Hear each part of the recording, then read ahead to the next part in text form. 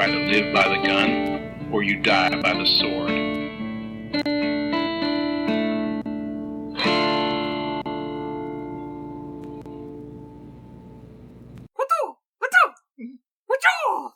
Welcome to the Good, the Bad, the Weird podcast. I'm Nico. And I'm Chris. And if you haven't figured it out, we're doing martial arts movies. Oh, we sure are. Specifically, The Way of the Dragon. Arguably one of the best ones. Starting strong here. Very, very historically important martial art movie, too. It very is. So, for those unfamiliar, Way of the Dragon was written, directed, and starring probably the icon of all martial arts. The legend. Bruce Lee as Tong Lung. Uh-huh. Nora Miao as Cheng Ching Hua. I apologize if I butcher names. And Chuck Norris as Colt. I love the Chuck Norrises in this movie because he also isn't the Chuck Norris that most of us now remember when we think of Chuck Norris. Nope. This is a much younger Chuck Norris. Yeah. This is a much less filled out Chuck Norris. Well, we'll get to why. We sure will. But it's about a guy from not really Hong Kong, outside of Hong Kong, who's hired by this, or sent over to defend a restaurant in Rome against a bunch of gangsters. This is the plot. Okay, so I went on a little bit of a Bruce Lee's, deep dive. I watched as many as I could get my hands on. Watched your whole collection. Watched as many as I could Google, which isn't a lot. No, it's pretty much my collection and then a bunch of his kids' stuff or TV shows he was in. Essentially. That's all. That's all that's there, which does mean that you can get through everything, but also a little sad because it means that this is not like an outlier and oh, this is just the one with the weird plot. Mm-hmm. They're all kind of like this. Just random stuff happens to Kung Fu guy. Or he's sent someplace to do it, or he has to suppress his power. There's a lot of suppression of Kung Fu and masculinity ways to hide who he truly is, to fit in. And then, of course, rage breaks free and he punches everyone in the kidneys. Or in this one, he's just himself. So. He is just himself, and this one has a wonderful display of the famous nunchucks, so that's a bonus. Yeah, we'll get into why that's also important, too. There's a reason we chose this one. Absolutely. And before we get into those reasons, our sources for today's episode include commentary by Hong Kong film expert Mike Leader, biographer Michael Polly, and The Importance of the Way of the Dragon, the Legacy of the Dragon documentary, as well as some supplementary and contextual reference to These Fists Break Bricks, How Kung Fu Movie Swept America and Changed the World by Grady Hendrix and Chris Poggiali. Absolutely. And part of the reason we did choose this one is of all of Lee's unfortunately short filmography, this is the only one that Lee wrote, directed, acted, and played some music for. That he didn't die before it came out. Yes, specifically, this is the last one Lee would have seen in theaters. Yes, absolutely. As well, it was co-produced by Lee's own production company and Golden Harvest, something that Lee had a hard time securing in his directorial role because Raymond Chow of Golden Harvest didn't want him since he wasn't really a tested director. This was a big step to try and get someone new into this, especially when you have these very formulaic films at this point. Yeah, now let's real quick do a very quick how fast he went from just a guy who does Kung Fu in US movies to the Hong Kong starlet that we all now know. His first big Hong Kong break was 1971, Big Boss. This comes out in, I think, in the US it comes out in 1974, came out in 1972 in Hong Kong. Yeah, well, so that's the thing too with Big Boss is, I think we kind of forget that Lee was mostly a failed actor in the U.S. He never got his career to take off, and part of that, unfortunately, was due to the era of the 60s and 70s where they had anything that was martial arts, it was done by a white guy, or if you had an Asian person as a villain for a long time, it was a dude in yellowface. Oh my goodness, yeah. And the few actors who would get roles that weren't white, it was usually a background character or just a guy who was going to get punched real quick by said white guy. So I'm not surprised that he didn't do well in the U.S. film industry. What I am amazed by is how fast his career flew off the records once he made it to Hong Kong. he turned his entire career around in essentially less than 5 years. Well, and it was partially because of how Big Boss was released, or like what Big Boss came out against around that time. Mm-hmm. I mean, you have the Shaw Bros, which, by the way, part of the reason Golden Harvest ended up working on The Way of the Dragon is because Lee went to Run Run Shaw of the Shaw Bros fame and kind of used him as like a bargaining chip of, well, if you won't let me direct, I'll go to them and I'm sure they'll let me direct for a slightly different budget. But part of what he was going against is we have all these martial arts movies coming out around the same time. I mean, you have the wuxia movies of the Shaw Bros, so kind of their swords, and starts getting into a little bit of swords and sorcery in the late 70s and 80s. Definitely more fantasy. But you have those types of movies, and you don't really have this strong martial artist who holds back and then bursts at the end. Everyone is already strong, or there's a lot of action from your protagonist from the get-go, and Big Boss really broke that mold. So that's part of the reason the Big Boss has such a huge impact on promoting him to stardom, because, hey, you got this kind of novelty movie that is leagues above what else is being produced at this time. And on top of that, starting with Big Boss and working his way through his movies, he solidified this much more realistic and quick, explosive style of choreography and fighting that really wasn't a thing when these were coming out. I mean, late 60s, early 70s, there's a lot of trampoline flipping, there's a lot of extra standoff, there's a lot of theatrics involved.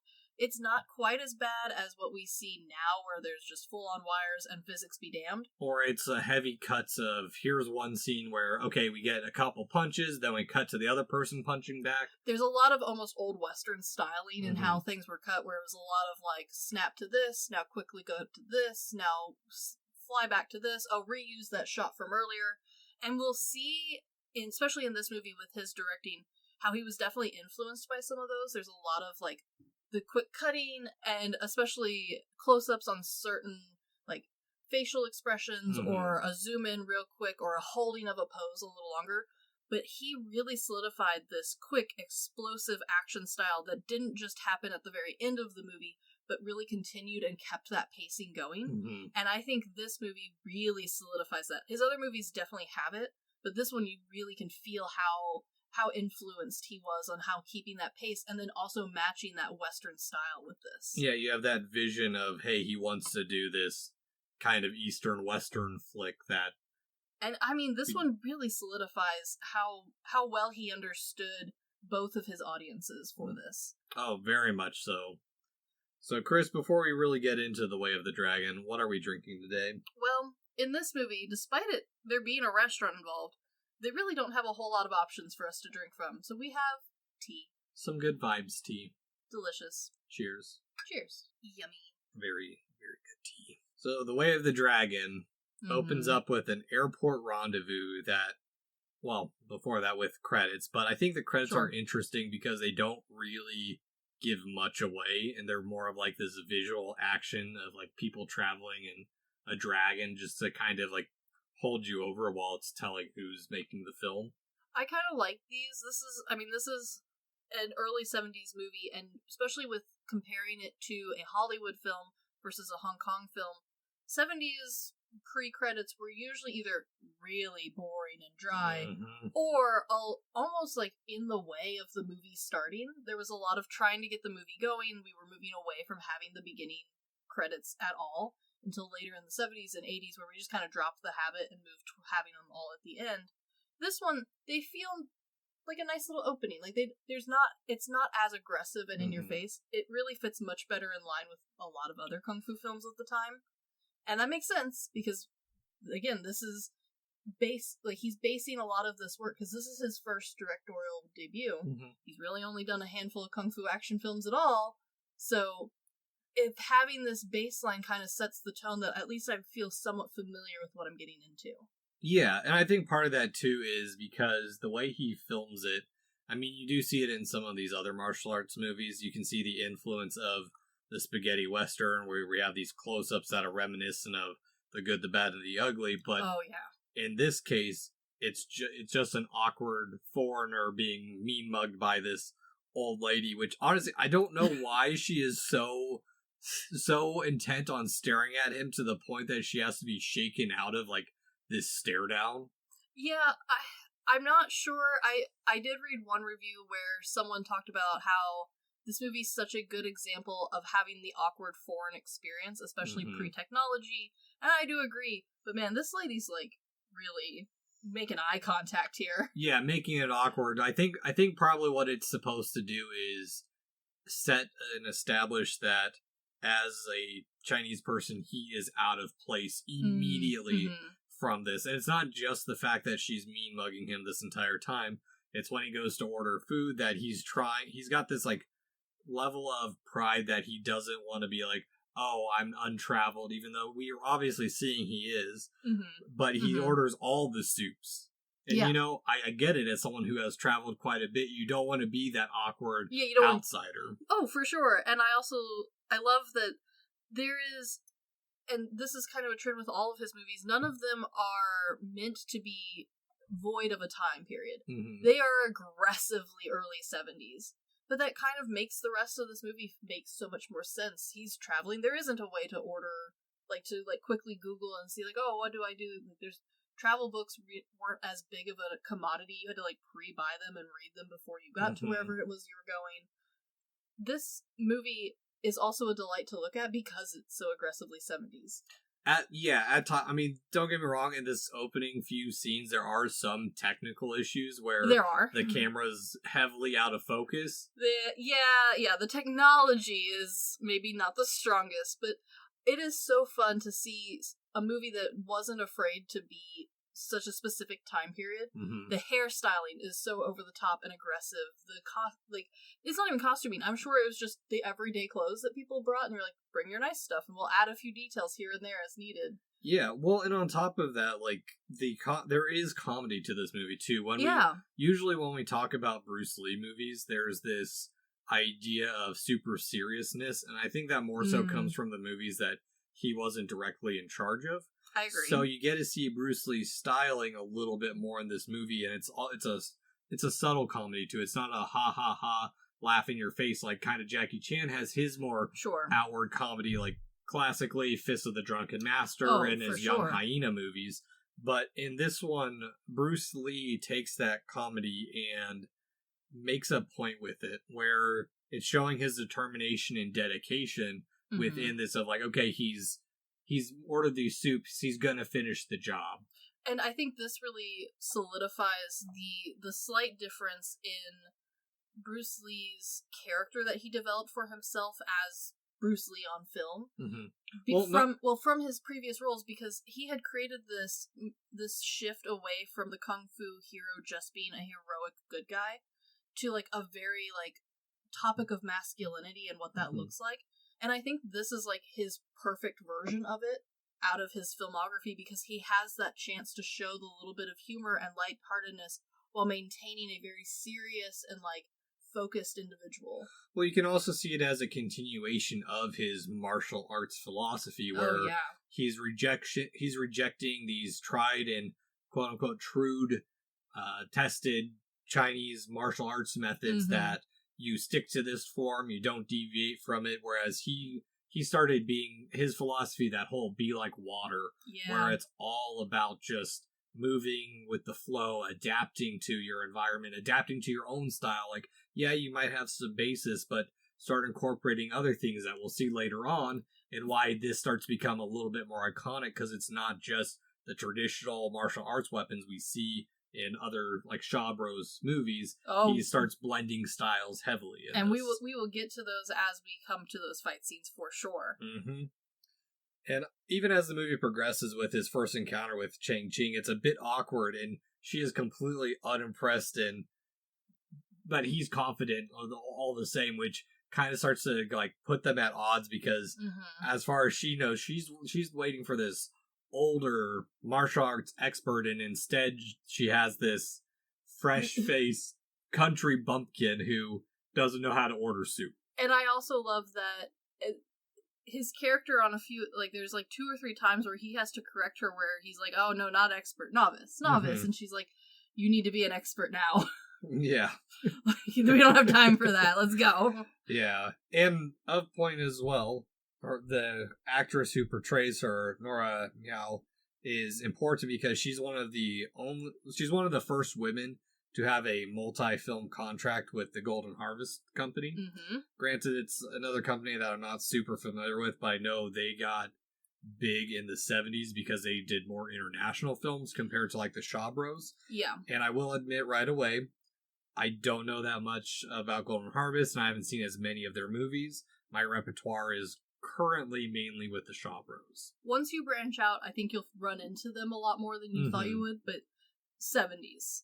Really aggressively 70s. Yeah, and 80s. I looked up their filmography, so I know that I've seen quite a bit of theirs. Yeah. But it's not in recent times as I have with the Shaw Bros. Well, and I think one of the things that makes it interesting, at least from a Bruce Lee standpoint, is because he has this kind of tragedy around him, we've collected all of his works, and like, so they stand alone as like, this is the Bruce Lee collection, as opposed to the production company collection that happens to have Bruce Lee, which kind of shoots them in the foot a little bit, because while they have collections, they're not as well pushed, at least here, than some of the other industries do. Yeah, it's not like Jimmy Wang Yu, who played the one-armed swordsman, where to watch all of his movies, I have to go through multiple production companies, and if you really want to see all his stuff, you still got to go through Criterion to see his Zatoichi movie. Exactly.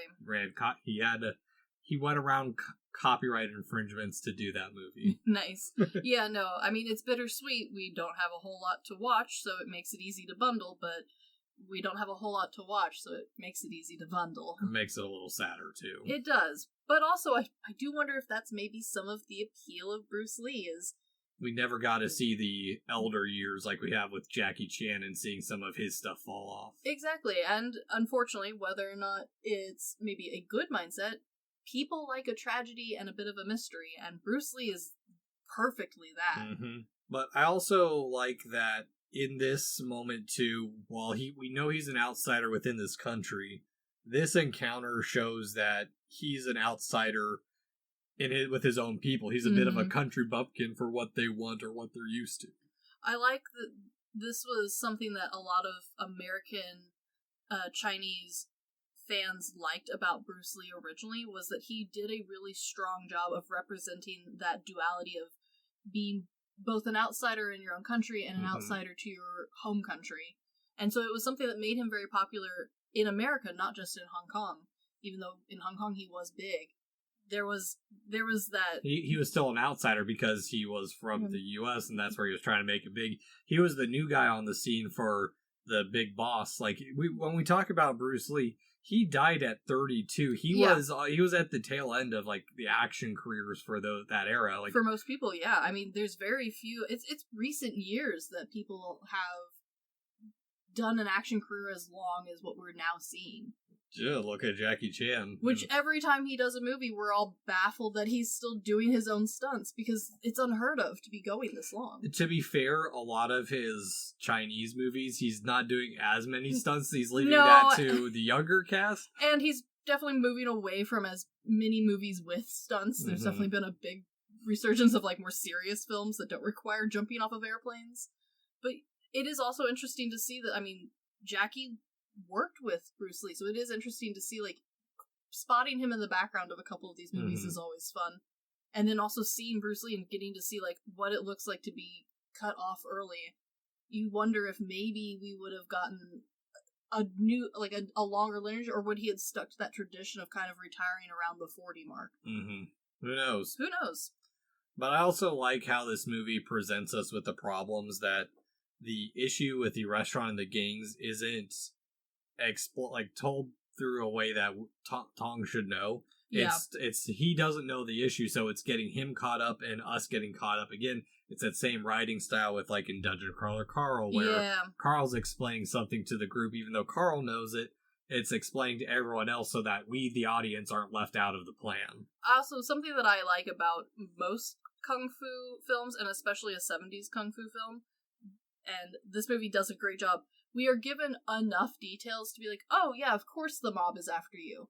But not enough to actually, like, put any of this together. Oh, and they never explain anything, but you don't care, because, again, this movie does such a good job of keeping the pacing rolling, that, like, you don't really have time to think about the fact that this makes very little sense. Yeah, no, it's just a plot to show us some martial arts. Really. And I'm okay with that. It's the fun. Yeah, and even showing off, we get a little bit of Italy to establish the location. Not Italy fully, but just Rome specifically. And the very touristy parts. The most iconic of Rome. Well, partially because Italy was cheaper, and he had originally wanted to shoot in America, but it ended up working because it's tied a little bit into his love of spaghetti westerns. I mean, it does work. It feels like an odd choice, though, to be like, oh yes, a kung fu film set in the Coliseum. I mean, look but at... it also works. This is so unique. JoJo's Bizarre Adventure Part 4, I know eventually gets to the Coliseum. I haven't gotten there yet, but it's in Italy. I mean, eventually JoJo's gonna run out of locations on planet Earth and time periods. They're gonna have to go to them all. I mean, the Pillar Men are ancient. I mean, look at the second arc. They're fighting through Nazis in post-World War II against these ancient Mayan vampires. That's true. But this just feels like something that nowadays no one would risk doing a movie this goofy. At least, like, on paper goofy. At least a higher budget like this. No, because, like, this... On paper, this sounds really stupid and like it shouldn't come together and become such a good movie. This feels like, oh, we'll spend the low budget ball on that. We'll send the shitty director on that, and we can, we'll get some B footage. We'll get some DVDs sold. But this isn't that. This is somehow so good, and yet this is the dumbest concept. Yeah, and we'll get into like why part of this just works, because I think part of it too is that in marketing, Rome works a little bit better too, because it puts it on an international radar. It sure does. And also, again, like, this is a leap that it helps it stand out, because early 70s Kung Fu films and Hong Kong films were becoming more globally interested. People were interested in watching them. What a great way to have your film stand out amongst the other, like, because, like, let's not lie. The amount of times I had to re-Google Way of the Dragon because a different Way of the Dragon kept coming up. Well, that's because when they brought this over, the last movie before this was called The Way of the Dragon. Yeah. So this had to be named Return of the Dragon. So part of that, too, is it's an interesting part of film history, because part of what we have to thank for the rise of martial art movies is actually the blaxploitation genre, because when that genre started waning, they had to find something that worked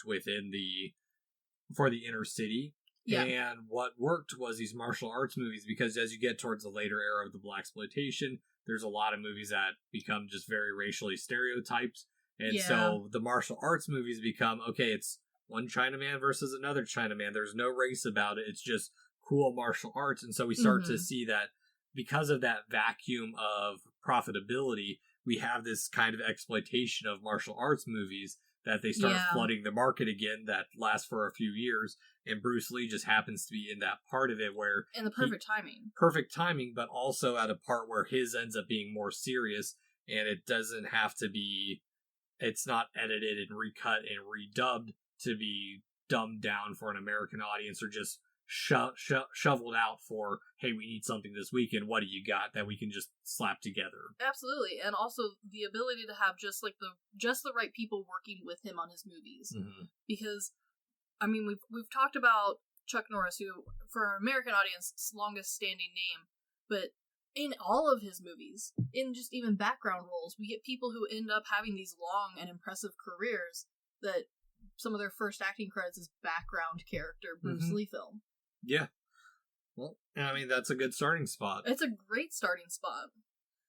But a little thing that I do think is interesting also with the filming of this is that Leader pointed out that these shots worked in conjunction with travel programs that were popular at the time to encourage people to travel, but also expose people who couldn't travel to the sites. So, and I mean, that whole thing came back around in the 90s, which explains why these got popular again in the 90s. Well, it's also this interesting way of how Bruce Lee ended up working as, through his martial arts, is bringing Asian Americans and Asians to the limelight of popular culture. I mean, before this, you had Kato and, you had a couple other bit roles, but no one really took the spotlight like Bruce Lee did, at least for the vast majority of America. Oh, absolutely. It also ended up working out in kind of starting the cliche of action movies that are located in another weird, bizarre country that really had no business being that way. At least for America, a lot of stuff was U.S. produced, a lot of stuff was Hollywood produced. That's why everything felt like it was coming from California or New York. And then we had this little wave, and the Kung Fu films definitely had a big push for it as well. But this action wave of stuff randomly being in Egypt, or randomly being in Paris, or randomly being in Japan. Well, you also have the history of martial arts within the U.S. as well. One thing I didn't realize until I was reading these Fist Break Bricks is that, and it makes sense now that you watch like some of these older noir movies and you see some of these other stereotypes like with Austin Powers. Oh, yeah. Judo was the big martial art up until World War II, and then it slowly crept a little bit back in until karate took over. Oh, yeah, and then to finally see on the screen someone who blended styles like Bruce Lee did, and did it so fluidly and brought attention to it in his own movie with his character's own plots and devices, was really what set him apart, at least in the beginning. Oh yeah, 100%. I mean, even setting him apart is when he does arrive at this woman's apartment. It's such an apartment of its time. Oh, it's beautifully 70s. But I like how she's judging him with disappointment when he's like super into his martial arts. I mean, he's showing off like how his world is, and that it's kind of setting up this martial art meathead stereotype. Yeah, which is funny because it kind of is against what Bruce Lee in real life regularly talked about. He didn't like flashy, he didn't like showy, and yet this movie kind of goes out of its way to have those scenes. Yeah, and on her side, she's more interested about Hong Kong, and he's like, yeah, Hong Kong's fine, but I don't live in Hong Kong, but she's super excited about it. It kind of makes me think a little bit of the anime movie Your Name. Oh, sure. Where it's the country girl who's super obsessed with Tokyo, and the city boy who wants to be more in the countryside than Tokyo. So like it's a kind of duality of like she's more interested in that, but he's completely oblivious. Absolutely. And I also like that while she is still trying to help him a little bit, he is so hesitant to change, like with trying to get him to put his money into the bank, but it's also showing his confidence and his skills that he's like, oh, they won't take it. It's a little Drax-ish in the fact where he's like, oh no, it's not going to happen. I'll beat them up. Yeah, he is very confident, which works out for a kung fu film. But it is that is, I think, part of where the humor in this movie draws from, is just how confident and how ignorant he is of how the city works. Yeah, and to the point where it forces him even more as an outsider that she has to translate for him too. And also when the sex worker shows that he's like, it isn't just Shang-Chi that he's having it, that he's not comfortable with. It's he's awkward around women in general. Yeah. And that gets that little bit more comedy of that she's explaining stuff to him and he's copying what she's doing, not realizing that he's soliciting this worker. Yes. But I also think it's funny because it's like, what else do you think she's doing? Like, is she just being nice to you? But I like that it's played up, obviously, but I like that there is that working in really in depth and as part of his character of how just ignorant he is to how, like, he feels sheltered even from a Hong Kong standpoint. Yeah, it's over the top sheltered. Yeah, but I kind of like that they play it up really far because, again, there's not a ton of comedy in any Bruce Lee film, and this is a really great way of adding something more humorous, because otherwise this movie would end up being kind of an awkward, kind of dry sort of situation, and instead that humor helps, I think, makes this movie an easier thing to recommend to even non-kung fu friends. Well, the comedy's dry too, is what it is too, because like that's the fun duality of him being such a meathead, where he is back at her place, and the first thing he does is start practicing martial arts. Yeah. And then she comes out with her tits out, and he's just like, oh, out of here. Yep. Oh, my bad. I thought we were practicing. My bad. Sorry. Yeah, what was he expecting? No, yeah. But again, it's writing this interesting character arc for him without really having that be the main focus of the movie. Because again, we're really here to just watch him do kung fu.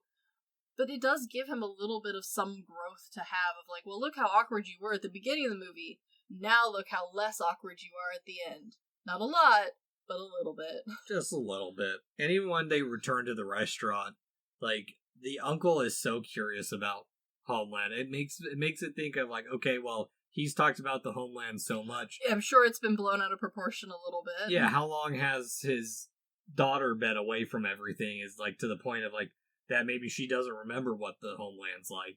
Yeah, it is played that way. Again, really hammering home kind of a trope that Bruce Lee became very famous for. Mm-hmm. Oh yeah, very much so. I mean, still carrying on the trope of that single-minded meathead. The moment he's told that they're practicing martial arts in the back of the shop, he's like, yeah, let's go. Let's do that. Okay, this is another part that when you stop and think about this movie doesn't make a ton of sense. Because there's the manager guy, he's up front, we've already met him. We eventually meet Cook here in just a few minutes. Mm-hmm. The rest of the wait staff, minus her, are in the back practicing kung fu in the alley. Karate. Sorry, karate, that's right. Karate in the alley.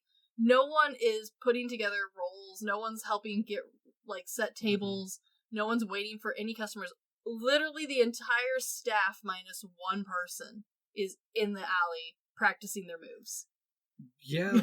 Well, and that's the thing, too, is, like, with that as well, is it's kind of poking fun at the popularity of karate, and in a way, sure. In a way, calling it not as good as Bruce Lee's style, because they're having this issue against mobsters, and there's 5 guys who supposedly know this deadly martial art. The deadly karate. I love also that you can see we're so far past when this movie came out that we've gotten to see the wheel fully turn at least once on the love of karate. Because obviously this movie is to make fun of, like, the one-minded way, mm-hmm. and how, like, you need to be able to adapt to overcome. And yet, I distinctly remember a wave in the 90s where every friend I had was like, karate's so cool, we must take karate. Yeah, I mean, look at what we grew up with. Teenage Mutant Ninja Turtles, Double Dragon, like... Karate Kid. Yeah. Like... I mean, it makes sense. No, but I love that we've come back around. We grew up with this wave of karate, and now we're back into this wave of, like, almost Bruce Lee mindset of, oh no, whatever works is what works. Yeah, I mean, you got the MMA that no one's a specific, like, it's not like the old days of MMA where it was like you had one expert versus another expert. Now it's like, oh, this person, this is what their main style is, but they're also training in these 3 other styles. Yeah, and you do kind of feel like, oh, well, maybe this is the root of it. And granted, it's for movies, yes, but for the world, not quite. It was just the way that everything was turning. It's so interesting to see that whole pattern happening again, but with new people and new actors and a new, like, fresh group who are experiencing it again with the new Kung Fu group that's come out, the new movies. Granted, a lot more CGI in the new ones, but still cool. Still very niche. I was actually talking with the people in our Discord about that. I had this thought while I was watching this and reading these Fist Break Bricks of, like, how pure martial arts movies, because we do see, like, gun fu movies like John Wick. Absolutely. And we see it in, like, Taken. James Bond's even started incorporating some of that stuff. Oh, sure. It's gotten to a point where our classic Western movies have gone by the wayside for the most part. They're more of a niche that we get, like, maybe a couple a year. Absolutely. It does feel like a dying art, and in a way you can see how Bruce Lee was starting to having to navigate that mindset in his own movies, because having a movie where no guns happen was starting to not be very realistic. Mm-hmm. And this movie does, I think, a very good job of trying to, like, figure out what to do with that conundrum, but still focusing on the karate kung fu-ness. Yeah, I'll get into the gun because I do like how it addresses it in this movie. I do too. Very clever. But also with this group of people that he's now been introduced to, I like that they're friendly, but they've got, like, the 2 that are kind of looking down on them who are clearly the leaders of these. They think themselves the best karate kids. Mm-hmm. And it puts him at a bit of an arm's length from them because he's much more modest, and he's excited to show them, but he doesn't want to hurt them. So it's like showing his character of like he's not going to go full out on his own people currently. He does a little bit later, but not like as hard as he goes into everyone else. Well, and okay, then we get some really kind of teasy writing where he sets us up so that we get to see a Bruce Lee demonstration. And then they're like, hey, why is everyone working in the alley? Get out here. Yeah. And we don't even get to see the demonstration. Exactly. It's that little bit of humor that it's not that blatant American humor that we were used to. So that's why it's kind of forgotten that Bruce Lee has comedy in his repertoire. Exactly.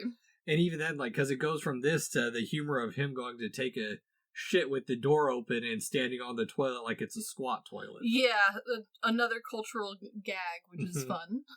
And I do like that when we do get the shakedown from the mob finally while he's using the bathroom, get literally caught with his pants down. Hilarious. It's a fellow countryman that's leading these thugs, so it's this shock of like, okay, we're expecting these rough Italian mafia men, and it's their own guy. Yeah, which is, again, adding that layer of complexity to this film that I think a lot of other Kung Fu films didn't bother with. And it kind of raises this one into an even more interesting discussion on what influences in the real world were being pulled for these movies.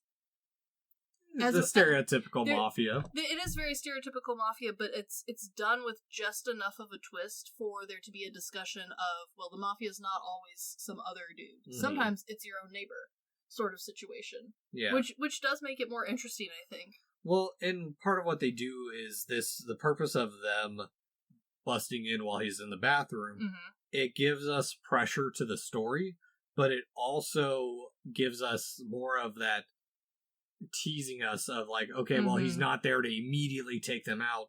He's off doing his business. It also kind of is there to prove that these poor guys who supposedly learned karate, they're not very useful. Yeah, I mean, it's all talking shit because they don't do anything. I mean, hell, it's making fun. They're even making fun of the Chinese boxing.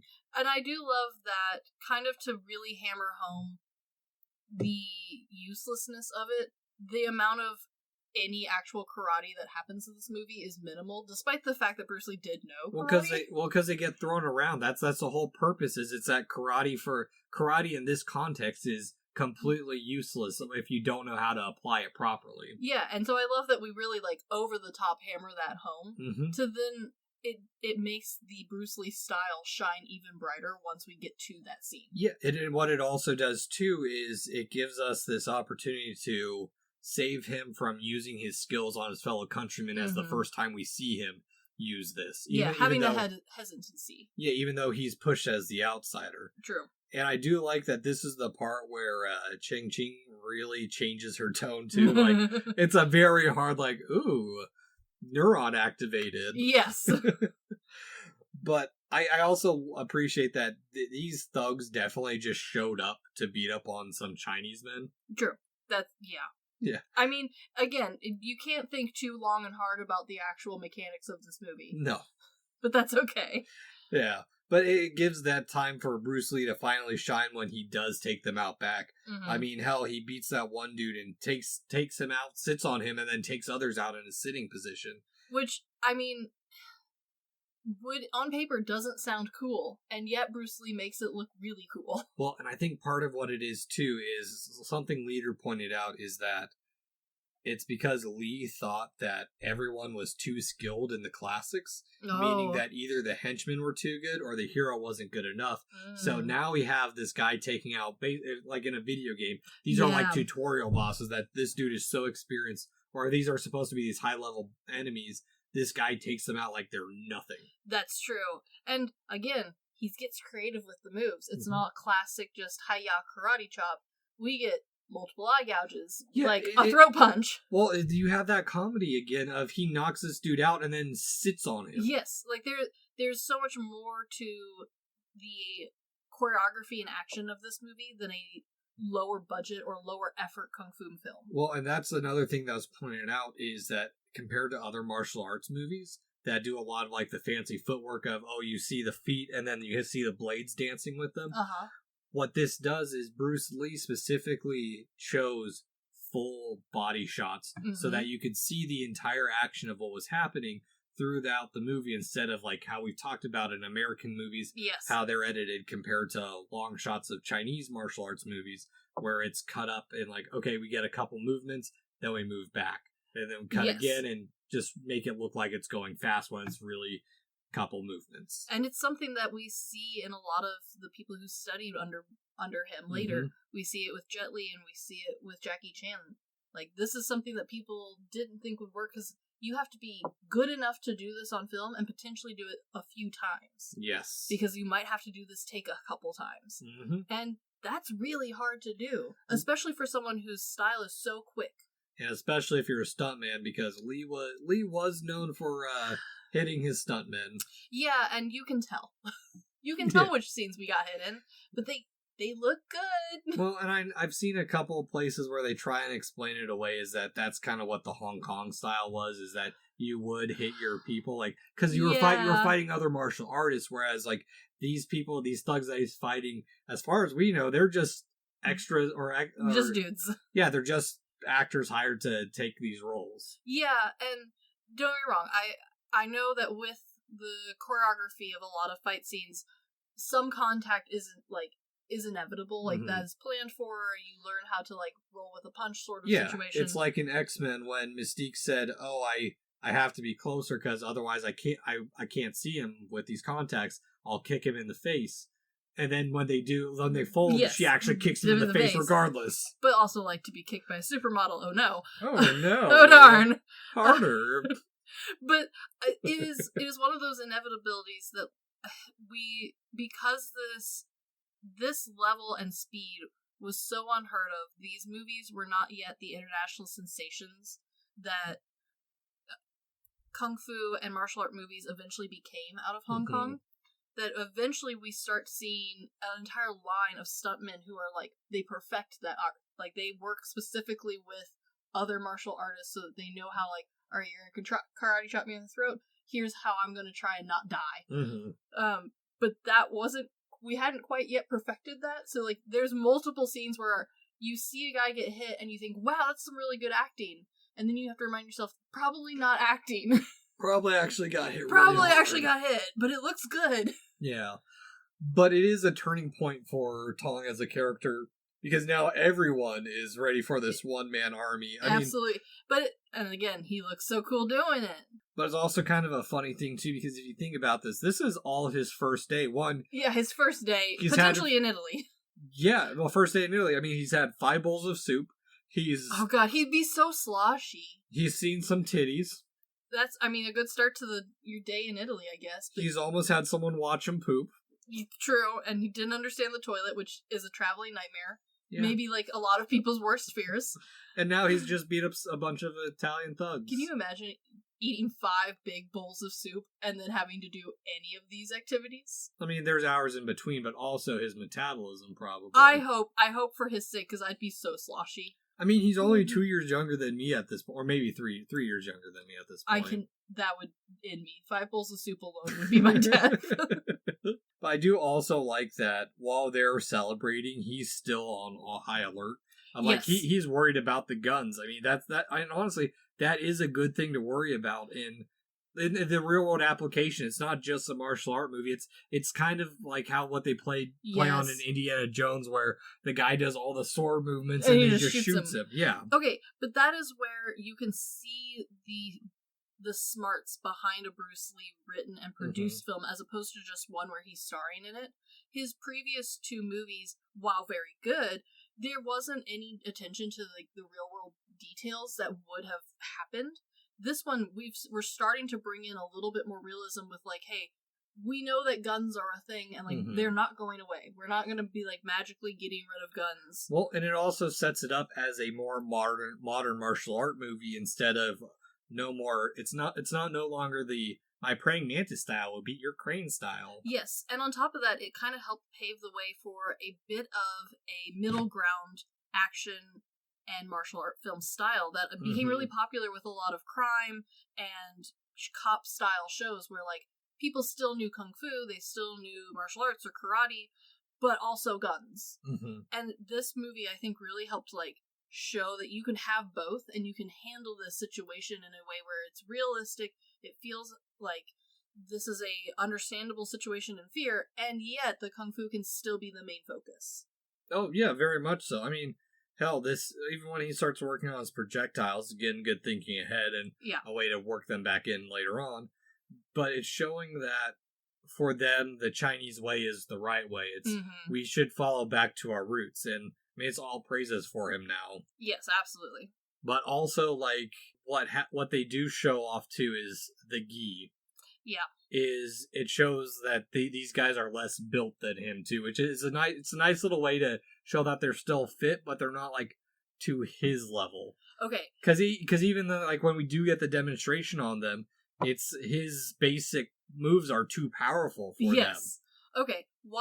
Having watched Bruce Lee's essentially entire filmography in a very short amount of time, something that becomes super obvious when watching these movies back to back is how physically fit he evolves from movie 1, or even some of his like very early Hollywood stuff, the clips from that I watched, to this movie, which kind of becomes like the poster child of what Bruce Lee looks like for a lot of people. Yeah, well, it's because he crafted his body from when he was young. I mean, that was the thing about him, is like he worked out so much to the point where, like, yeah, it'd be cool to have that physique, but at what price? Exactly. Well, and that price is something that becomes very interesting, because his first 2 movies, he is incredibly fit in both of those movies, and yet I think you can see the workings of him treating himself like his own employee in this movie, his own acting employee, his own star, where he definitely took himself to the next level. He took an interest in what he looked like. There's definitely more effort into the actual acting than just the martial arts portion of this movie. He's definitely done some training, some effort into like some facial acting. There's a lot more body movement. He's a lot more loose, especially with leaning on things or reacting to his female actress when she does stuff. Like, it's a lot less stiff. And on top of that, his hair is significantly better, and he's a lot more ripped, which is impressive because he was already ripped. Yeah, well, it's a way to make it seem as like the other guys have been playing martial arts, whereas like he's been seriously studying it. Well, and it sets this precedent that really was the baseline for a martial art movie for a really long time, of the main guy needs to be the fittest version of themselves possible. And if you're not, then you're not as good as the legend. Yeah, I mean, look at X-Men, where it's Hugh Jackman who's completely ripped compared to Hugh Jackman later, completely ripped. Well, we see no one else in the first X-Men shirtless besides him. No, well, outside of the Senator. Well, he does not count, thank God. But even then, you see that evolution, and it definitely for action films and Hollywood films specifically, we've seen. We're at that breaking point for a lot of actors and actresses, where we've reached a point that is too far, but a lot of them are training very specifically to look the certain way, whereas with the martial art movies, all the way back in the 70s, we are starting to see this required physique that isn't based on just a certain diet and, like, yes, hard training, but a training for a body shape. This is training for a sport that then is in a movie. Training for a lifestyle, basically. Yes. That's the thing, is like Bruce Lee's martial arts. He lived and did this. This is all he did. Exactly. And I think that's why he stands out, especially compared to what we think of nowadays for someone who's fit. Absolutely. And I think the martial art world has managed to bring that standard back into a little bit more realistic for movies sort of mindset, where most of our more modern martial art guys, still ripped, still very fit, but not the Bruce Lee God level of this movie. We're back to more realistic, like, I'm sure 5 bowls of soup was fine for an appetizer because of how much this man worked out all the damn time. He's burning them calories. Absolutely, and it left very little room for anything else in his life. Whereas I think we're starting to see, like, oh, well, we can tone it down and, like, no one will be disappointed, it's okay. And this just happens to, like, he happened to have found the peak all the way back in the 70s, and he set the standards for the other main man in this movie, Chuck Norris, who eventually has to get to this point to be able to compete in a world that he was originally the star in. Very much so. But I do like how this movie, with him worrying about the gun not that long ago, becomes warranted. Yes. Because when they return back to the apartment, it's just like, okay, they've got a gun waiting, but he's also got his darts waiting. I do appreciate that the number of guns in this movie feels appropriate for Italy and the 70s. It's 2.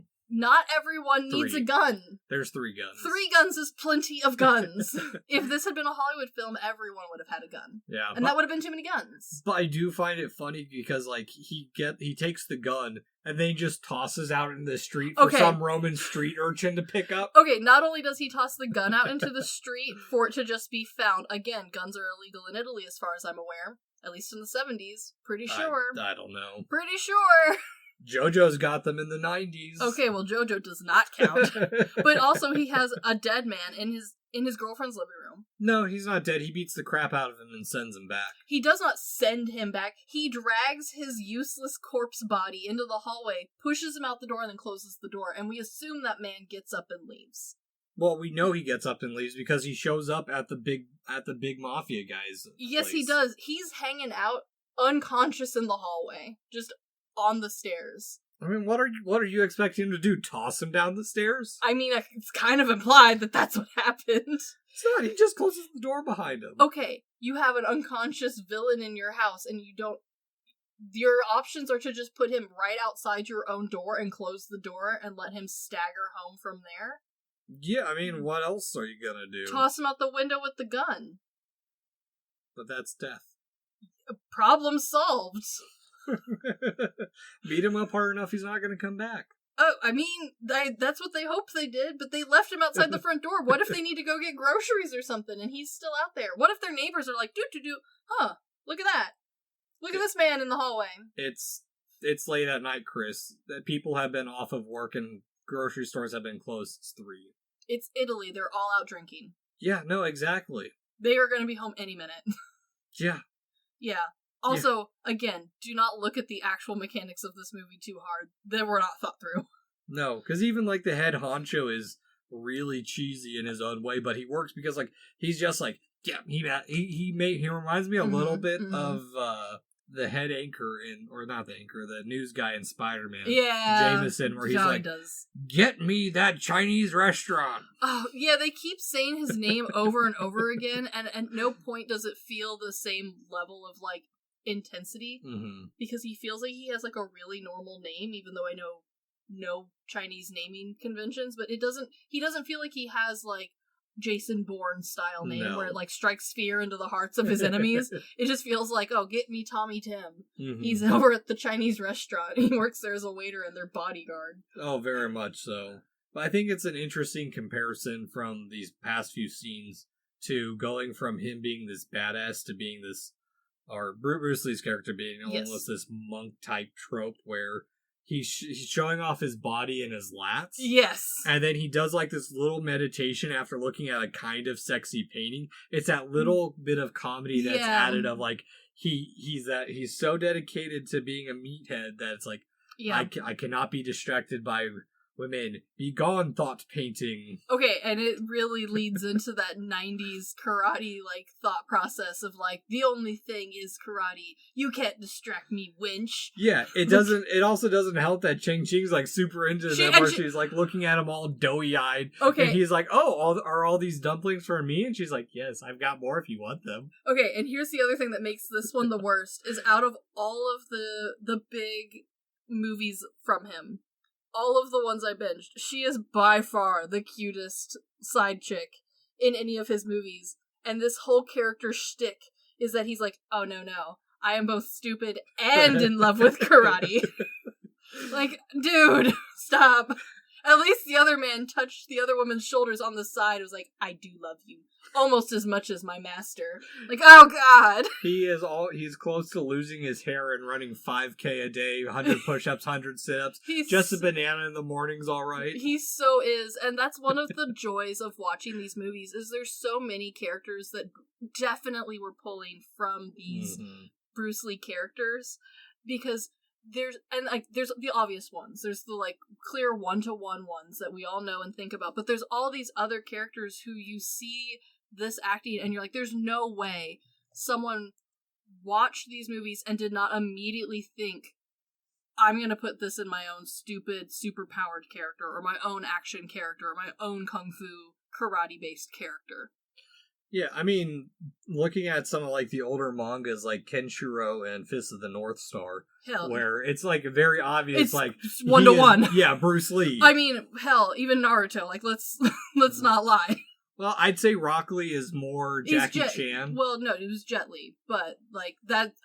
Jet Li is nothing but like a second wave of Bruce Lee in a lot of ways. I mean, his name's Rock Lee. Exactly. Broccoli. Yeah, like but there's such a hard evidence base on not even just like, oh, you look like him, or oh, you're just really into karate, but there's also this like meathead karate based mindset that so many 90s action and martial art films, even Hollywood based ones, where they're like, no, I don't have time for anything in my life like love or affection. I only have time to work out at 5 a.m. during the sunrise. And you're like, okay, well, I now see where you got the trope. I mean, I can't argue there because I've started working out at like 6 a.m, so it's like, honestly, it's the best time to get out there and do it. It is the best time to get out there and do it. I just really love that now I get to watch all of these movies and really be able to pinpoint like, oh, that's 100% where that workout trope from the 80s movie that I watched comes from. Oh, 100%. I mean, especially if you get into like Tarantino's Kill Bill, there's oh my god, so many nods. Oh my god, we're not even doing the one where he's wearing the yellow jumpsuit this time. No, and that yellow jumpsuit is ever. I will tell so you, good. In the last 3 weeks, there have been 3 movies that I watched almost back to back to back that had a Bruce Lee poster. At somewhere. Some point, in the movie, Yeah, no, I love that there is this legacy to him because his movies are very good, but again, there's 5. 5 is that's not a lot to like base an entire genre on. Like this man carried a genre for 3 decades and is still the pinnacle character for a lot of people. It just shows his influence. It really does, and that influence works. I mean, this whole movie, goofy enough to be fun, but also serious. Like, these moves are good. They're snappy. They're quick. He's so light and fast. But they're not good enough to save the restaurant because no. I love that the next time we get to the restaurant, while he's on his break, they are so helpless with him. Oh helpless without him. They really should just let him not leave the restaurant. And to be fair, they show up with a gun, so it's a little bit different. Yeah, gun number 2 does make an appearance. More bad trigger discipline. Yeah, okay, yeah. No one was taught how to use said gun. But I also like that Bruce Lee brings this like dry humor of like, while all this is going on, he is not impressed by Rome at all. No, oh god, and like they did film in actual Rome, not all of the movie. Some of it, a lot of it was on soundstage and sets. But, like, enough of real Rome to be like, you know that he actually got to see Rome and surely was actually impressed, and then had to turn around and be like, oh, the Trebuchet Fountains? Whatever. Yeah. Yeah, Hong Kong has that. It's like, no, it doesn't. The Trebuchet Fountains, the Fontana di Trevi. Yes, that one. Yes, thank you very much, Chris. Pissing off our Italian listeners. It's all I live for. To be fair, I've called them the Mediterranean French, so. There you go.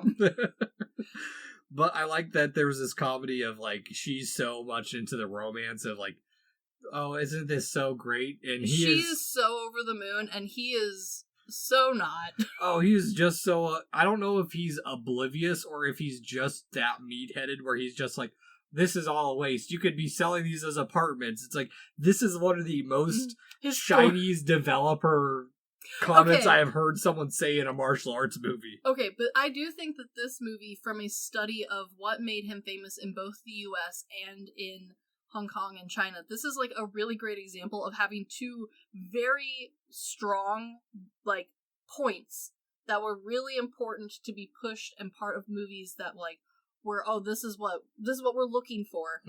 Having this unwavering nationalism was a big reason of why he became so popular in China. A lot of his movies, literally all of his movies contained this pride for being a Chinese citizen. Some of them very literal, like literally lines from the movie are like, no, I'm proud to be Chinese.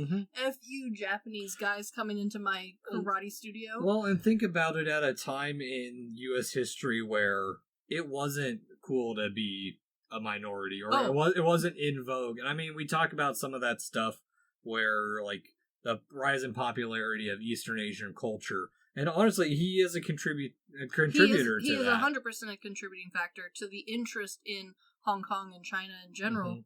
But also there was this importance to have Hong Kong and Chinese movies presented to the rest of the world and yet maintain but they didn't want to tailor them to the rest of the world's taste. So having him play both of these roles simultaneously in a movie, while the character makes sense, it feels really well-rounded and smart. It really did lend to a lot of his popularity because that backing is part of the reason this movie made so much money. So much money. Well, and I think it is interesting to look back at these movies and realize like the history around it, especially like, I mean, we're not that far out of World War II. No. So there's still those sentiments, and I mean, we got Vietnam, Korea, so like there's a lot of other global issues that are causing this rift, but it is interesting to see that despite all those issues, how much this has shown through as like a pinnacle of that multiculturalism. Absolutely. But also being proud of who you are. Oh, the roots of him, I think, is what made him strong and made it lasting too, because there was this duality, but also unwaveringness of proclaiming in every single movie that he was in, and this one really strongly of proud and unwaveringness in that message. Very much so. But I also like that when they do return to the restaurant, that he is not unscarable. True. Especially when he has a gun directly pointed at him. Yes. I mean, there's that little bit of like, okay, he really can't do anything. But there's also some dumb stuff from the villain side where they're like, oh, we're going to offer you a ticket back. And then they're like, oh yeah, we're going to kill you. So it's like, why even offer the ticket? Again, don't look too hard at the actual details of this movie. It's just a way to get another cool fight in, because the gun is the gun is the way that it gives him the opportunity to pull out the nunchucks. And let's be real, we were all here for the nunchucks. Because at this point, this was his main thing he's known for. Is how friggin' dope these look on screen. Very much so, but it also is really showing, like, while we've heard about the Chinese boxing, this is that blending of a styles and adaptability of, like, okay, now he's faced with a weapon in his way. How is he going to overcome this? He's going to pull a foreign weapon, which I'm not going to get into the argument of where the nunchuck comes from. No, there's back and forth of whether it comes from older Chinese martial arts or it comes from Okinawan martial arts. It doesn't matter, because again, it's proving that he is like water and can adapt to any situation. Exactly, and it's a rejection of the traditional focus on form and just moving on and being whatever he needs to be for that situation. Which is hilarious, because I would argue that the nunchucks require the most form to not hit yourself in the face. Yeah, but again, showing his skill of, like, so he's able to master this foreign weaponry. And honestly, okay, this movie, this scene, solidified nunchucks as the coolest weapon for almost 2 decades. The amount of children who bought plastic nunchucks, made their own versions of nunchucks, and then hit themselves in the balls is probably in the thousands. And that's really impressive. Yeah, we blamed nunchucks for accidentally breaking art class. We luckily were never allowed nunchucks because my mother knew what would happen if we were owned, even plastic ones. It's fitting because we were also living in Italy at the time. Oh no! But yeah, I mean, it's a good build-up to show that he's able to wipe out basically this entire mob's army of people to the point that they need stronger reinforcements. And also, this has a nice little break in the halfway point of this really big action-packed fight where he goes from 2 nunchucks, super cool, super badass, down to just the one, to then just kind of prove to pretty much just the audience, that he is in fact that good. Yeah, very much so. And it gives them a little moment to celebrate, but that's the other thing too, is like these celebrations, the movie moves so fast that they celebrate for 2 seconds and then a letter comes that they're like, oh no, now we gotta worry about this. We gotta go back to trading. The amount of worry this poor restaurant is doing is incredible. Also, the amount of food this restaurant must be selling has to be like 1 bowl of food a day. Not even that, because we see that the mafia is staking this out. The moment we have a tourist come in, they get kicked out. Okay, and this is something that just is a pretty standard for martial art, and especially mob-style movies, especially of the 70s and early 80s. But when bad guys come in and out of any establishment, this one being no different, it's like 20 dudes all just, like, filing out like school children. They look like the Madeline scene where they're like, the nun is walking them all to a picnic or some bullshit, but mob. And so there's just like 20 people filing out of the door, and you're like, well, no wonder no one eats here. Very much so. I mean, they probably think it's a mob establishment, and the only people who do show up are tourists. Yes, which, I mean, I guess you can raise your price real high and try and get some extra money out of the tourists. I don't know, it's lira at that point. True. So, well, I do also like that they start building in some of these other Chinese community, because they're getting ready to celebrate the Chinese New Year. We got firecrackers in the background building the tension with the sniper. And this just goes to show that Bruce Lee not only had the ability to write and direct these action scenes, but he was able to really build the tension in just a small amount of time here, too. The amount of suspense he manages to cram into very short amount of scenes is really impressive. And to also have this discussion of like, well, we have the gun, we've conquered the gun problem, essentially. But also, we have other guns. We need to at least try and figure out what because, like, yeah, sniper is the most logical thing to bring in. Exactly. It's building up the danger of the shit that he's stirred, that he doesn't know how much he's actually put everyone in danger. Yes. And, like, but I do also like that he still is able to take out this guy, and darting in the ass is kind of funny. It is very funny. But it also shows that because he's so narrow-minded, his girl gets kidnapped. Oh no, who would have saw this coming? But I do like once she is kidnapped, it's how we talk about in Spider-Man that everyone's ready for the rescue at that point. True.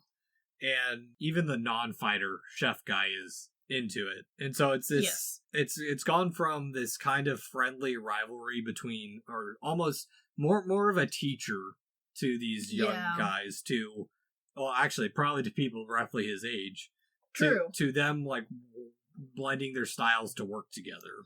Yeah, it is interesting that this is, I think, the only one of his movies where, A, his character is the teacher of the situation, but also the teacher to student age gap isn't large. Usually, his movies, the teacher is this much older gentleman, or sometimes dead gentleman. Yeah, we think of the Kill Bill style, white, Fu Manchu. 100%, and I mean, his movies were in generally no different. This is the real outlier in having not only him be the master, but the same age, if not younger, than some of these guys. Yeah, very much so, and shows why they were looking down on him a little bit. True.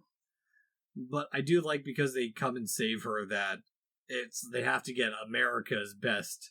And, oh my god. Well, it's also interesting too, because like during this setup of building these new people coming in, they do finally celebrate Chinese New Year. Yes. And Tong is the only one in traditional garb. Which is kind of fun, but also an interesting just look into 70s garb. Yeah, well, it's showing that he's an outsider compared to his new friends who have adopted the Western style. So it's this kind of, hey, I'm still traditional. Yeah.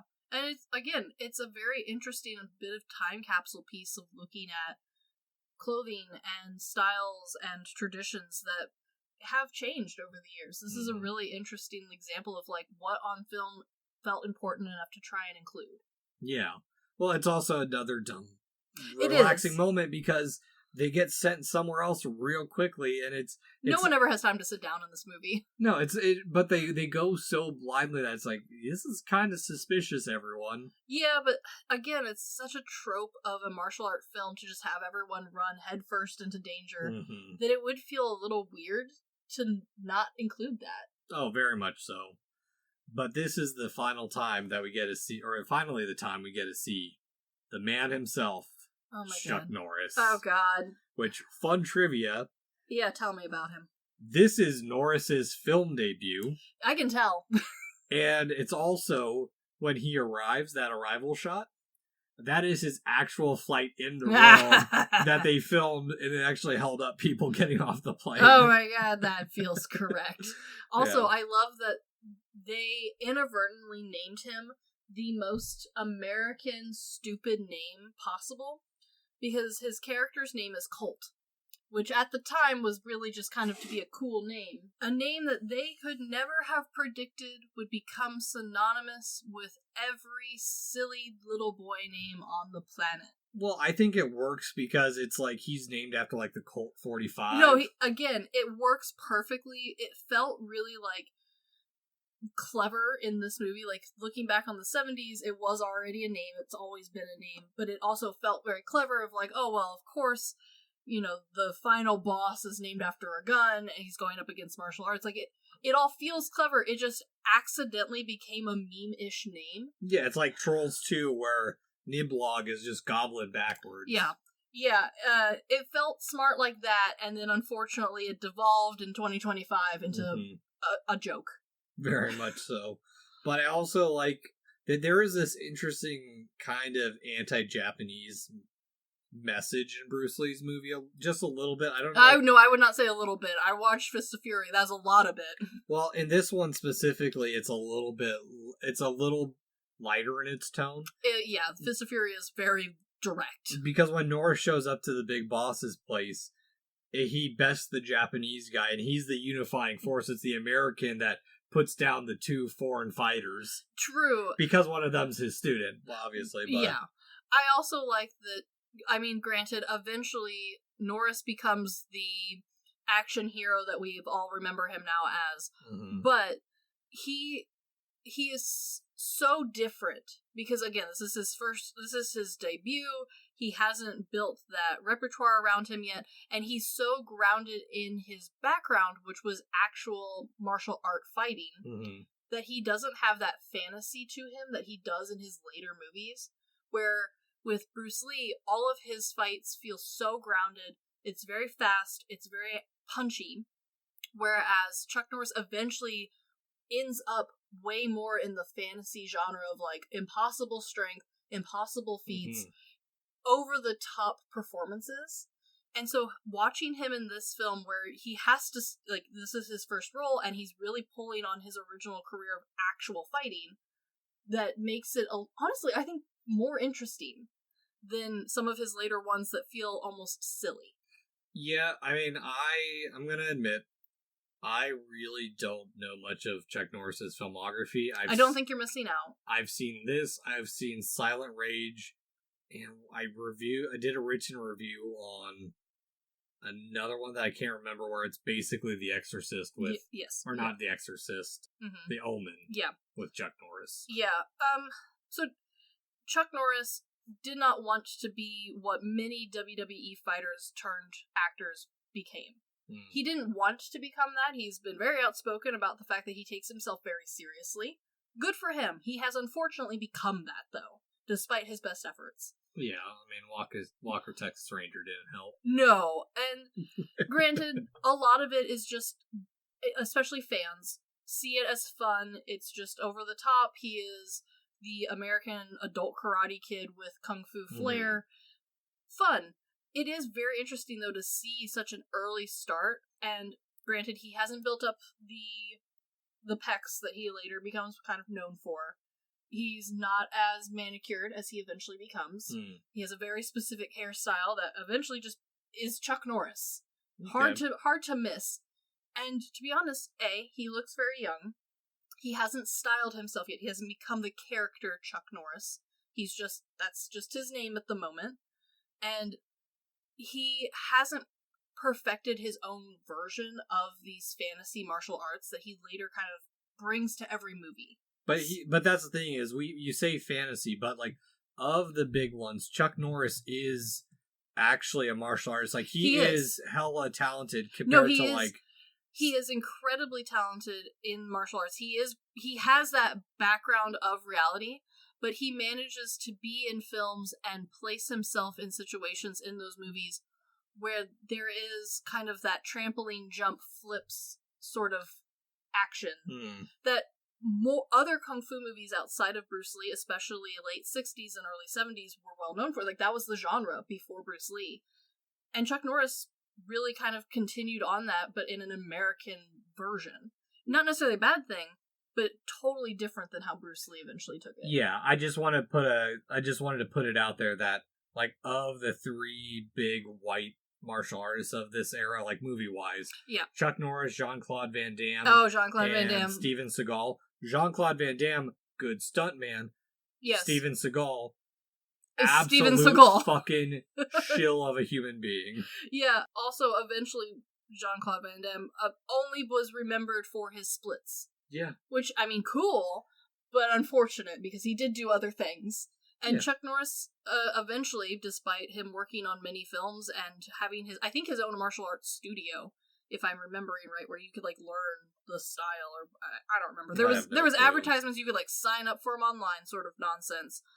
But, like, he eventually, like, there's a certain point in blending overly macho American styling and karate, kung fu, and guns, where you just end up in stupidity, no matter how well you want to act or how good you are at the martial arts. Oh, very much so. And that's kind of where most people remember Chuck Norris as. They remember the over-the-top, they remember the movies that were a little bit more silly. They remember the entertaining, not the serious parts. Absolutely, and I know, I've heard interviews from him where he is not a fan, that's what his legacy is. But, like, that's kind of fair, because seeing him in this movie is a very different light. Very much so. I mean, even before we get to their big showdown in the Coliseum. Which doesn't help the silliness, unfortunately. There is a little bit of silliness to that now. But, like, when we have this the build-up with the clashings, I mean, a couple of these guys that have been training for a couple days under Tong they actually have some ability now. Which is hilarious, because the idea of training for just a few days under one of these kung fu or karate masters eventually became such a sellable as seen on TV bullshit sort of thing, that I remember multiple ads where they were, like, usually in newspapers where you could, like, clip out a thing and it would be like, send in your name and your address and we'll send you a DVD and in 30 easy days you too will be a master. And I have no doubt that that's not true. Very much so. But that idea of, like, oh, if you are under the right person, you too can become a good fast. And I like that it's kind of distributed in this movie as well, that kind of trope. Yeah, but the one trope that I don't think does very well is the uncle's betrayal. No, but part of that is because it feels like something we've seen quite a few times now in a Bruce Lee film. Well, it also, at this point in this movie specifically, it feels like it comes out of nowhere. Like, I mean, we got that bit of, like, the desperation of, like, oh, he was so interested in what was back home, but it's such short-lived that, like, you kind of forget that was, like, their first interaction together was... Yeah, and this is, I think, where the movie starts, the holes become a little bit too much to not look at. Like I've been saying this whole time, don't look too closely, because this isn't a perfect movie, unfortunately. Yeah, it still at its core is a relatively, I don't want to say stupid, but relatively quick-paced and shallow martial art movie. Yeah, and it does really kind of lead this idea of, like, I mean, remember, this is his debut for writing and directing. It would have been cool to see if, like, maybe that would have developed more, because he definitely has a talent for it. This is good. I mean, hell, Game of Death has had a lot of potential. I mean, it had a lot of potential. It's still solid for what we got. I mean, it was cool, for sure. But I think it would have been, I think that would have been, like, as, like, a director, that would have been, like, his first, like, really big masterpiece. Kind of like how I look at, like, Robert Eggers and going back through his filmography of, like... Yeah, you can see the progression. Yeah, where, like, we go back and watch The Witch, and it's still good. It's not as good as, like, going to watch The Northman. Oh, for sure. Or Nosferatu, or The Lighthouse, honestly. The Lighthouse was a huge improvement. Yeah, and so it's one of those bittersweet moments where, especially when you watch all of his works together, you really can see, not just in his styling and his acting, but you can see where he's starting to take control of himself as a character. And you do kind of get left off, because unfortunately, we've only got 1.5 more movies of seeing Bruce Lee improve. Very much so. Yeah. And honestly, this big Coliseum clash is iconic. I mean, if we want to talk about Bruce Lee fight scenes, yeah, we have the jokes about, not Bruce Lee, Chuck Norris. this is the scene where everyone's like, they have that respect for him at this point. No. Okay, the thing that is silly about this is unfortunately just the fact that it's in the Coliseum. Yeah. Because this is a mix between stage and the actual Coliseum. One of the last films to be shot in the Coliseum, too. I'm shocked that they ever let anyone film in the Coliseum. But that's the thing is, like, this But, I mean, it was a different time. Yeah, I mean, I get it. There, you had what you had to work with, so... Yeah, and don't get me wrong, like, on paper, like, what big monument is such a stadium, and also, like, the Coliseum, history-wise, it makes sense. Yeah, because it's this or a bunch of churches. Well, but the churches would have also been dope, though. But here's why the Coliseum works so well, is because it's back to just that pure blood sport. Of the gladiators. Yeah, it's these two New Age gladiators. 100%. And so, like, on paper, this Coliseum idea sounds really cool, and I'm totally behind it. Unfortunately, though, and if you've seen the Coliseum in any of the last few decades, the Coliseum hasn't changed a whole lot since you probably last saw it. And they were very limited on where they could film and also what they could do. Even the stage version, like, yes, this movie had money. It didn't have a ton of money to, like, be changing a whole lot of stuff, and we needed to film in the actual Coliseum, so you can't be changing a ton of things to have, like, banners of the gladiators having more imagery to kind of bring about that idea. So unfortunately, it's just the crusty museum version of the Coliseum. But that's what I like about it, is it's kind of like returning to the glory days of battle, like when men fought men to the death. For sport, for others. I agree. I think the first 3/4 of this battle, so cool, very epic. It's the very last little bit where, unfortunately, just the way the camera films the two of them separating ways, that you're like, yeah, we lose it just a little bit there. Well, I think the build up to it is great too, especially with calling from the ruins. Oh yeah, and the current champion gives him the thumbs down. Yeah, but it's also like this. The architecture is bearing his path, and it's this constant division of like keeping him away and just building up, and then even when they like get face to face, it's not right into the fight either. No, they warm up and prepare like professionals, and then it feels so sportsmanly in a way. Yeah, and even then, like the tension, you see 100% here. Like, well, we had it a little bit in the first opening of the movie with the old lady. This is so much the good, the bad, and the ugly back and forth between the two fighters in a cat. Yeah. But this is building a tension in a way that, like, was proven. Like, that works in the good, the bad, and the weird, or the ugly.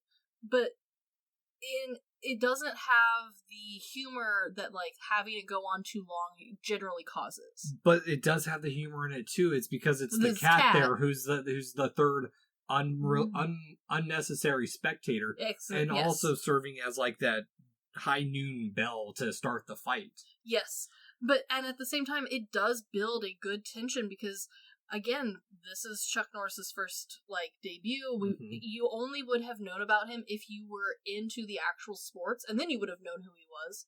But for the average movie watcher, this is going to be a tense fight because you don't know what to expect. Yeah, well, I mean, there's also the testing of each other to see where this is going to go. I mean, there's even comedy in him grabbing how hairy Chuck Norris is. Yeah, which eventually we get sculpted, but we don't lose the bush aspect of his chest. But it's like, there's that bit of like, he tries it again and Norris wags the finger like, not again.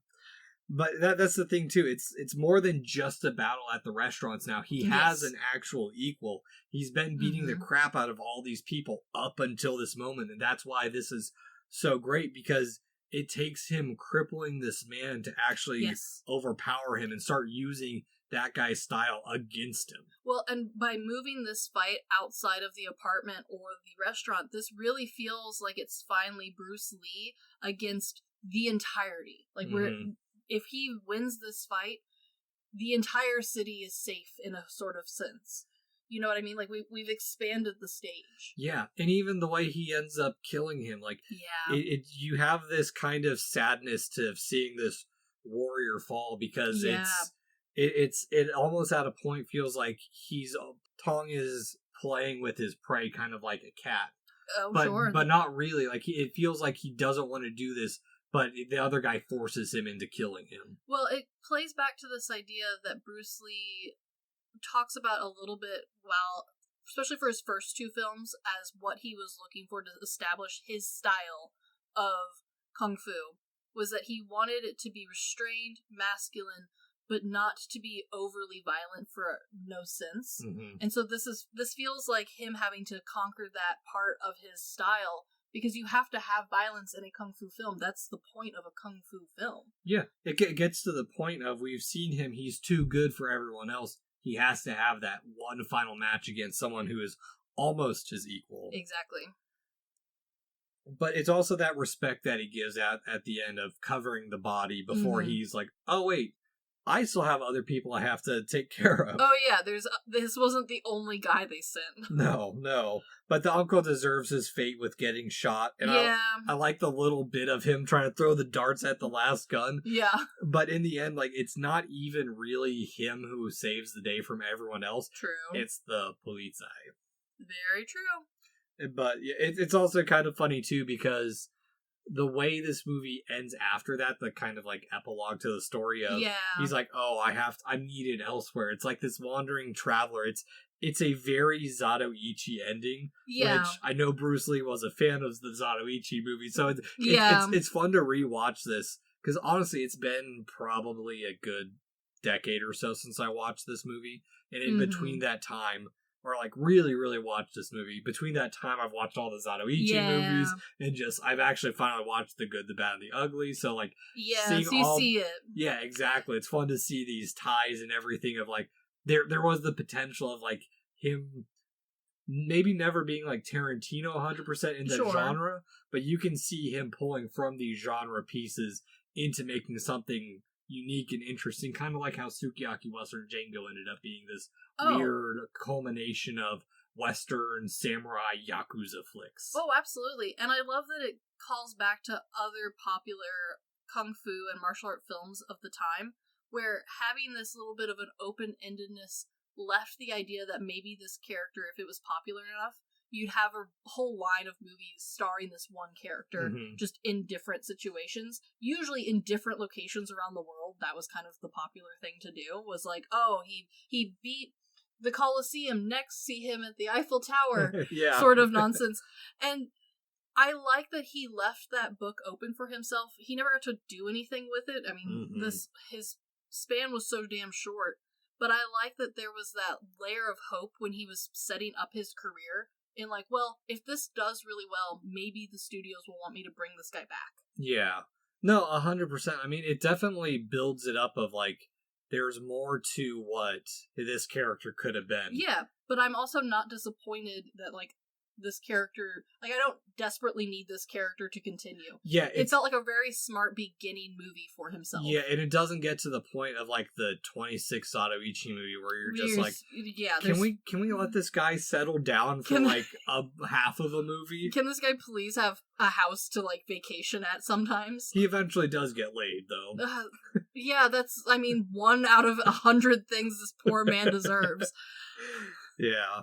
But I don't know. There's something about, of all of Bruce Lee's movies, where The Way of the Dragon sits. I think it has this iconicness to it where, one, it's written, directed, and starring Bruce Lee. Of course.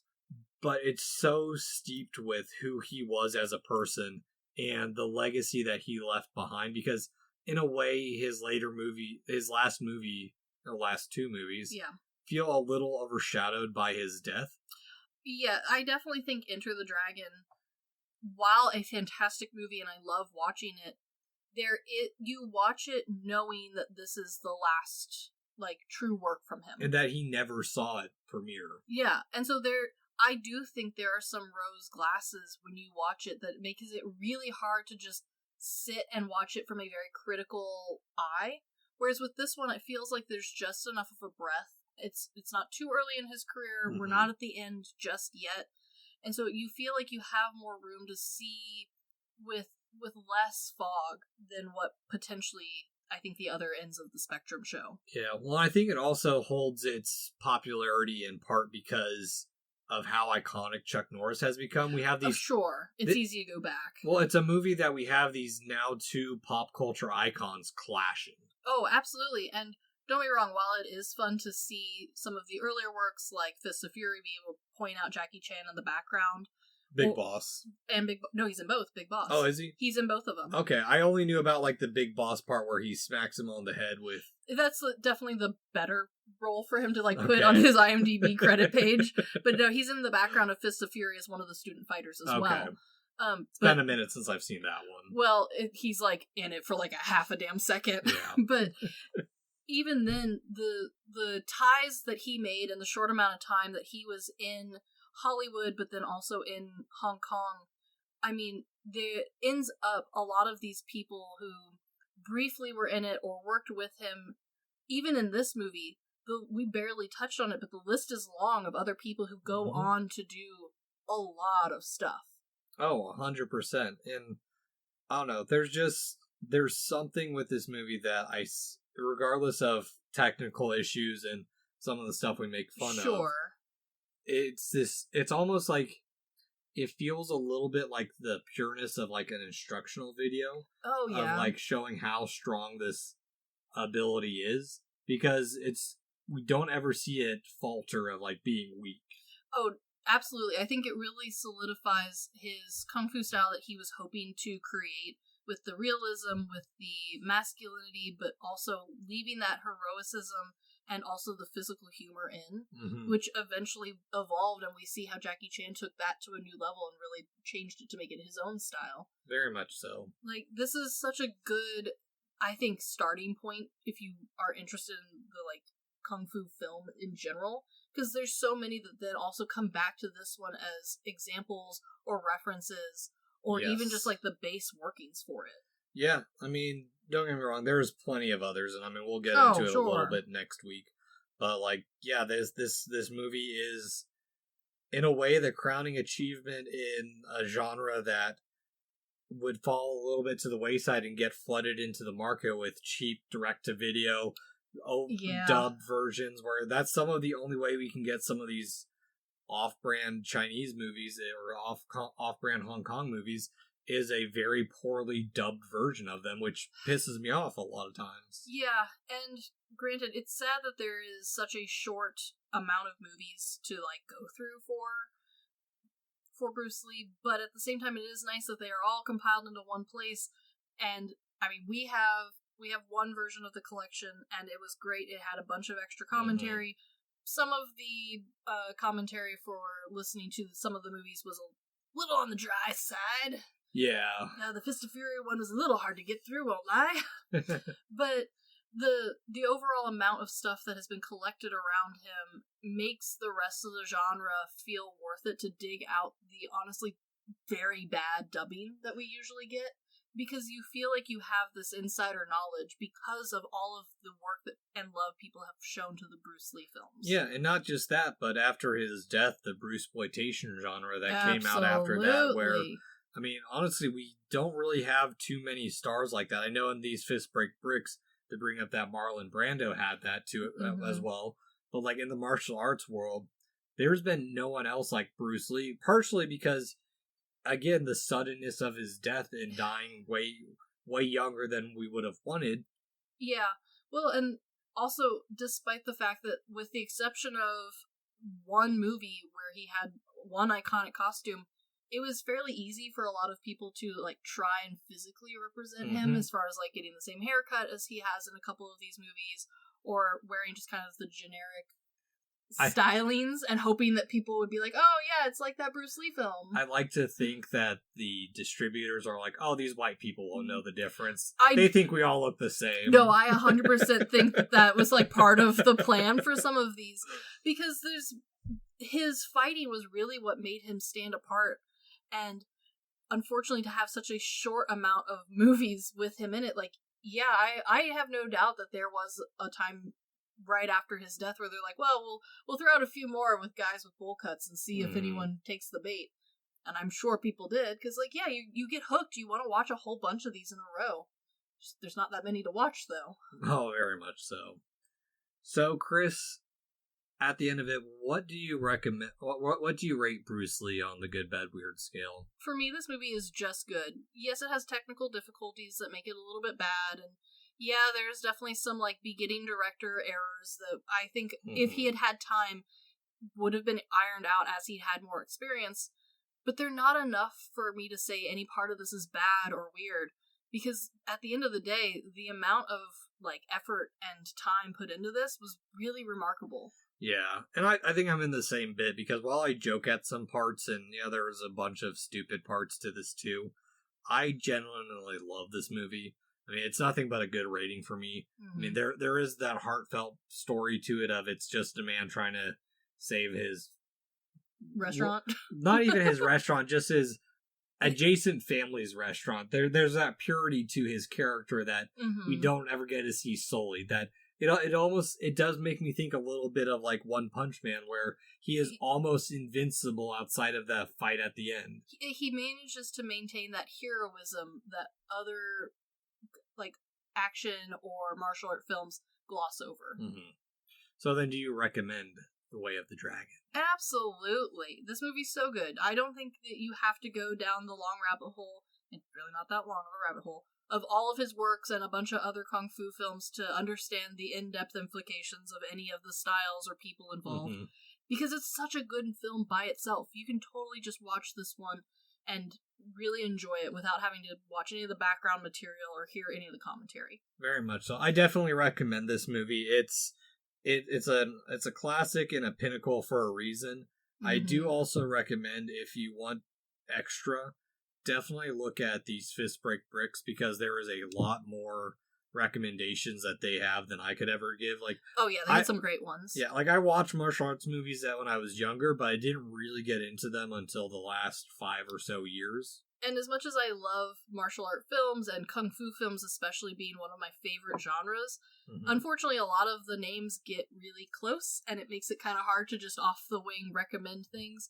It's very nice to be able to say that while I would 100% recommend this movie, anything starring Bruce Lee is a solid pick. Very much so.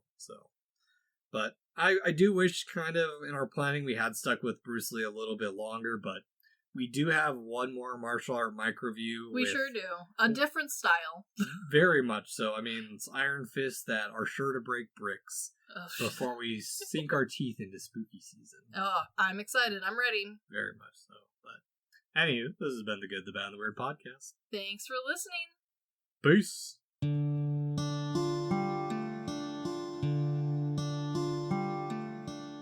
Thank you for stopping by this here town of the Good, the Bad, and the Weird.